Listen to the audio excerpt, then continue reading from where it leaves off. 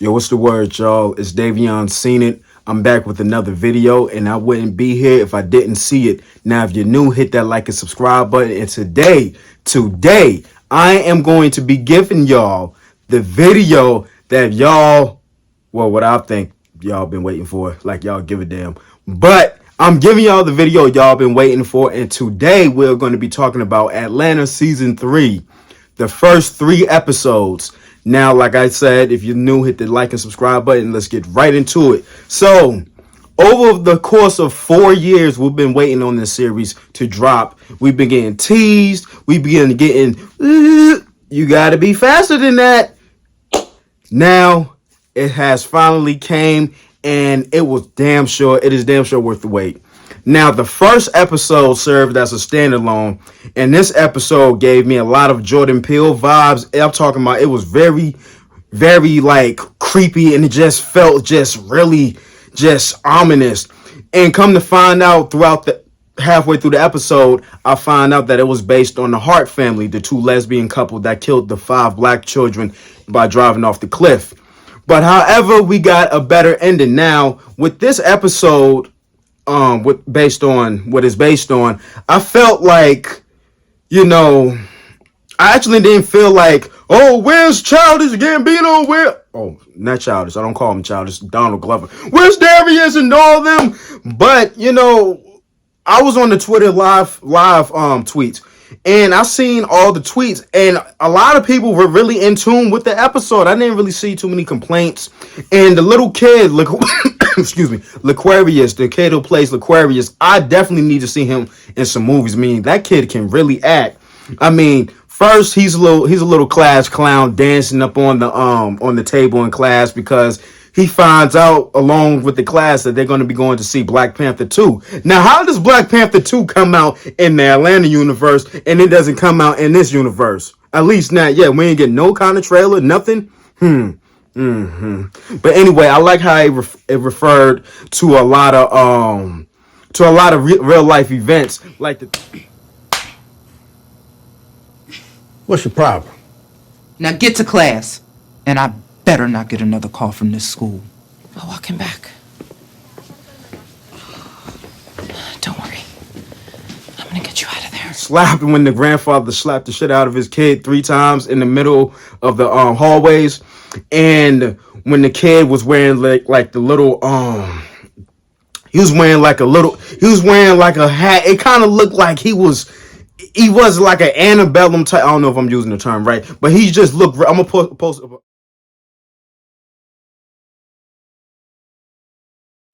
But I just seen certain elements that was pointing and referencing towards the Hart family case, and I thought it was really deep. Now, I know people who have been waiting for it for 4 years to air can probably have some type of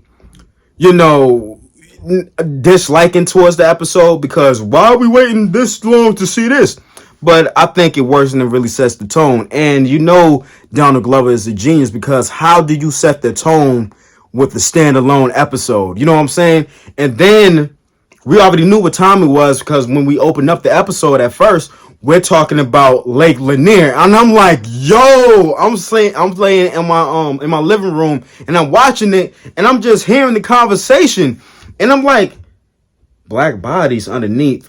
Yo, they talking about Lake Lanier. Lanier. Now, if you don't know what Lake Lanier is, Lanier was at first a town full of black folks, and the white folks, just to summarize it, flooded it out and drowned and killed all of us. You don't want to visit in Georgia. Number 1, Lake Lanier. Number 2, Lake Lanier. Number 3, Lake Lanier. In 1957, the United States government flooded 50,000 acres of land. This displaced 250 families, 15 businesses, and 20 cemeteries. The lake is literally full of dead bodies. If that don't scream haunted, I just don't know what does. Since the lake has been open to the public, 675 people have died. And everybody's body ain't even been found. Quit going over there. Don't go over there. Please, stop going to Lake Lanier. I ain't even from Georgia, and I know that. Everyone is screaming at you to turn the machine off. But you can't hear them. You can't even hear yourself saying, we're cursed too. We're cursed too. Now I've heard a lot of stories that it's cursed. A lot of our people is under there. Their souls. Their souls are under there. And you know, whoever goes on Lake Lanier is like something bad happens. And that's what you see in the beginning of this episode. And then that's how we get into this episode. Now, episode 2, a little bit more lighthearted, but I noticed a tone that's present in the season. And you know, from what I'm seeing, it's a lot about racism. It's a lot about certain events. It's a lot about microaggression. It tackles a lot in a real comedic, dry, humorous way. So episode 2 is we see Paperboy, Earn, and Darius. They doing their thing in Europe. They touring, getting money. Paperboy looking fly as ever, and Darius is weird as ever. And I like the change in his appearance, how he dyed his hair, and even the fingernails black. And I'm not even into manicures, like colored manicures. But anyway, we see your girl Van, and you know, it seemed like Van is aimless, as she said at one point in the episode. It seems like she's trying to find herself, and you know, she's just trying to live her best life. Now we have Earn right here. You know, they're living it up, you know, doing their thing, making business moves. Earn is being more of a manager. I mean, of course, he's still broke, but he's trying to make things work. I mean, they're around a lot of money. They're around a lot of opportunities. And you have Paperboy, who's getting bigger and bigger. So at some point in this episode, we come to find out that this episode is about blackface. Now, when Paperboy and Earn start having concerns about what is going on, like, what's up with this? You have the European white dude talking about, oh, he fell down the Chimney, helping St. Nicholas. Oh. Okay, well, it feels like saying a slave, but I respect the rebrand. Yeah. You fell down the chimney, you said? Yeah. down the chimney. Oh, no, there's something for the kids. And then Paperboy was like, so he fell down the chimney. So blackface is the concept in this episode. Now, if you're not hip to what blackface is when white folks color their face black and emulate us and try to it's usually poking fun at us in a way, and it's highly offensive. So as Paperboy gets ready to perform, he sees the whole crowd is filled with blackface, and he can't rock with that at all. He's leaving. But I want to talk about Van and Darius' relationship. Now, I know that they're close friends on the strength of Earn, but I did see a little bit of chemistry between them, being that they was going out to places alone, trying on clothes alone, and it just seems like something could possibly be brewing up. I don't know. I hope it's not like that. I hope Darius wouldn't break the bro code, but you never know. So now you have you have Darius, he's indulging in the fame, getting with all the ladies, and then one of the white chicks, she starts talking about a nigga bitch. Niemand zegt dat? Why she even repeat it? What, nigga bitch? Achterlijk kut.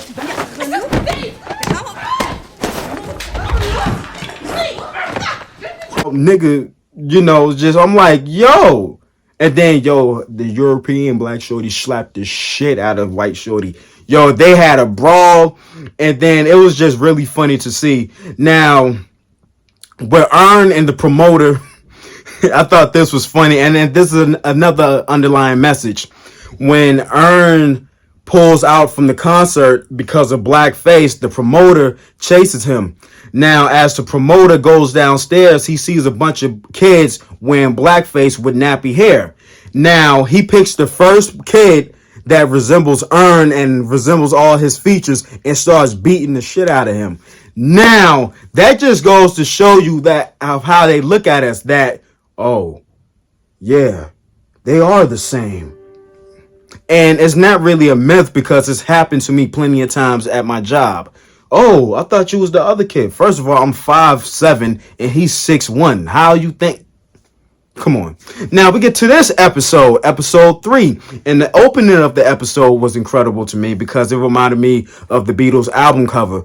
But the way they was just walking and then the way they nailed the European accents was just incredible. Now they go off to this party, and it's a bit of a creepy party in a way. They go into this building and it looks like a trap house from the outside. And then you go inside, it looks like something in like the interior looks like real dated, and then they go upstairs and then they open the door and they see like this whole modern setting, and I thought it was pretty cool. Now you can hear the European drill influence in the beginning of the episode with the title card that says Atlanta, and what I thought was genius too, with that title card above that title card, you see a white woman poking her head out the window, opening the curtains. Hold up. Where my phone at? Hold up. She was like, this is upside down. And I thought that was dope for a title card.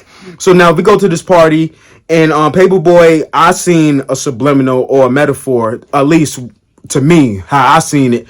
And when he was gambling, I felt like when the white man was like playing and gambling, wouldn't give him his money, and they was telling him this creepy story, but I'm gonna get into that too.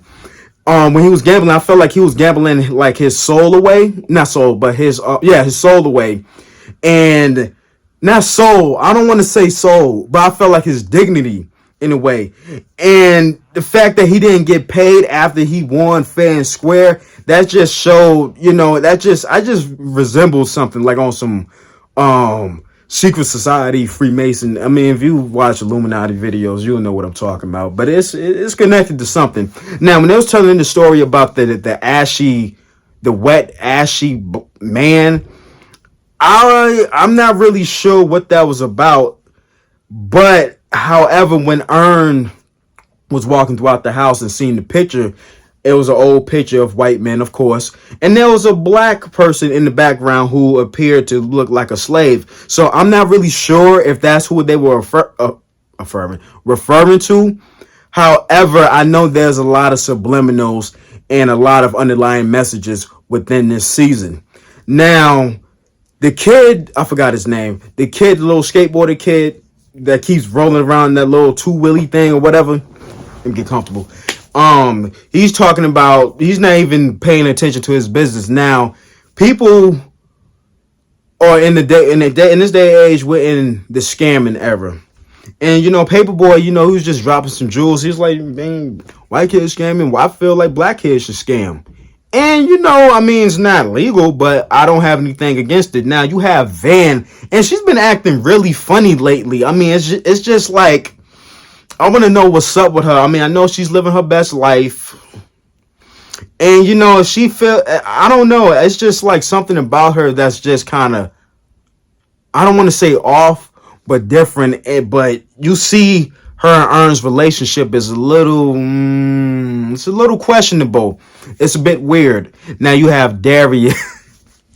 Darius is like, it's supposed to be a comedy show, but I feel like Darius is the comic relief within this comic show. Comedy. Now, he was talking to this white woman, and automatically off rip, she started talking about how she's married and all this, and, oh, I'm married, I have what. And you see the microaggression, because I'm a black dude coming to you, and you already like, what's good with you? Like, so you have all the white folks start attacking her at the end, and I thought that was funny. Now, I read somewhere where a comment where they said Darius is what's the word? Passive aggressive. And now that I think about it, I seen some passive aggressive vibes from it. But it was funny. It was executed perfectly. Now, Paperboy, Paperboy is a hood nigga. He from Atlanta. So, he already heard what he said. Like, yo, we was in Atlanta and they playing with my money like that. You already know it would have been on site. So, they go upstairs. The white men go upstairs. And like I said, it's all connected to like this secret society stuff. I had a feeling they was having an orgy. I wouldn't be surprised if Paperboy went up there and then it seemed like, oh, look like what y'all doing up in there. But they didn't show that. I'm kind of glad. So Paperboy climbs on his window he climbs up he climbs on the window ledge and sees dude. Now, dude is pretending to sleep.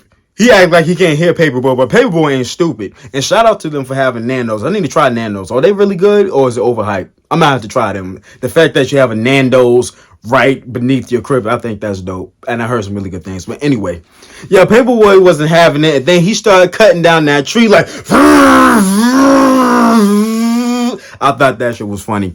But my overall thoughts of this season so far, I feel like this season is really going to take us on a roller coaster ride. We got 7 episodes left. No, 7 episodes left. And so this just makes me anticipate season 4, and season 3 is not even done yet. And you know, I'm like, at this point, I'm not going to even read any descriptions of the next episodes coming up because I want to be surprised, because I know how Atlanta gets. I know how they do. And I feel like with each season, the tone gets a bit more serious, still with the comic vibe to it. But you know what I'm getting at.